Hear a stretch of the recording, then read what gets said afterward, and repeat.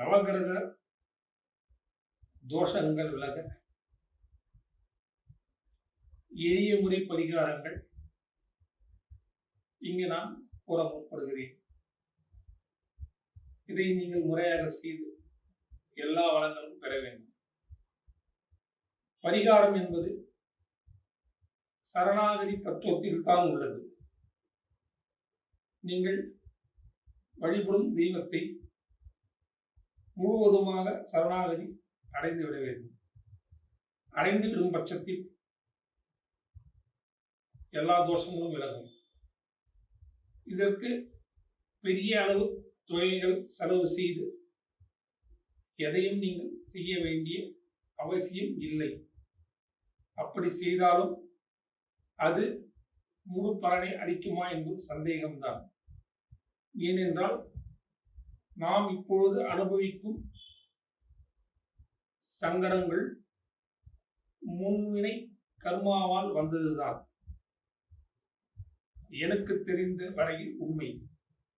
ஆனால் குறைத்துக் கொள்ள முடியும், கண்டிப்பாக குறைத்துக் கொள்ள முடியும். நான் கூறியிருக்கின்ற இந்த எளிய முறை பரிகாரங்கள், இது போன்ற எளிய முறை பரிகாரங்கள் நிறைய உள்ளது. அதை ஒன்றைத்தான் நான் கூறியுள்ளேன். இந்த செலவு குறையான முறையான பரிகாரத்தை நீங்கள் செய்து எல்லா வளமும் வாழ்க்கையில் பெற வேண்டும் என்று மனமாற விரும்புகிறேன். சூரியனால் ஏற்படும் பாதிப்புகள் விலக சூரியனார் கோயில் சென்று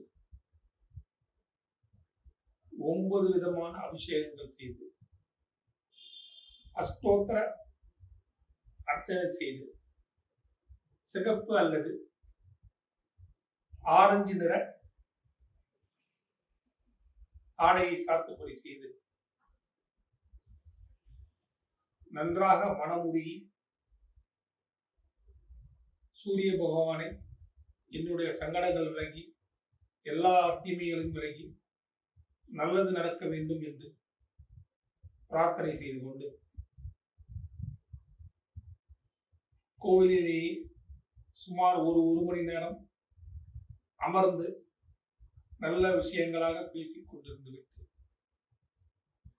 வர வேண்டும்.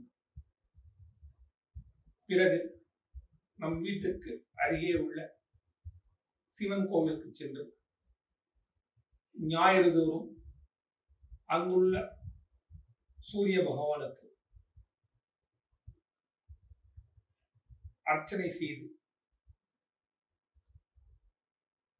சிகப்பு அல்லது ஆரஞ்சு நிற ஆடையை தானம் செய்துவிட்டு அங்குள்ள சிவபெருமானுக்கும் நம் வசதிக்கேற்ப அபிஷேக ஆராதனைகள் செய்து 9 வாரங்கள் வழிபட்டு வர சூரியனால் ஏற்பட்ட தோஷங்கள் விலகி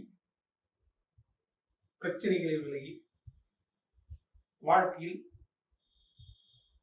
நன்மைகள் துளிர்விட ஆரம்பிக்கும். சங்கடங்கள் குறையும்.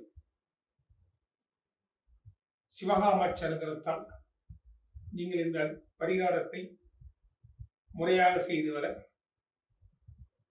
சூரிய பகவானால் ஏற்படும் சிரமங்கள் விலகி நன்மைகள் துளிர்விட தொடங்கும். நன்றி, வணக்கம்.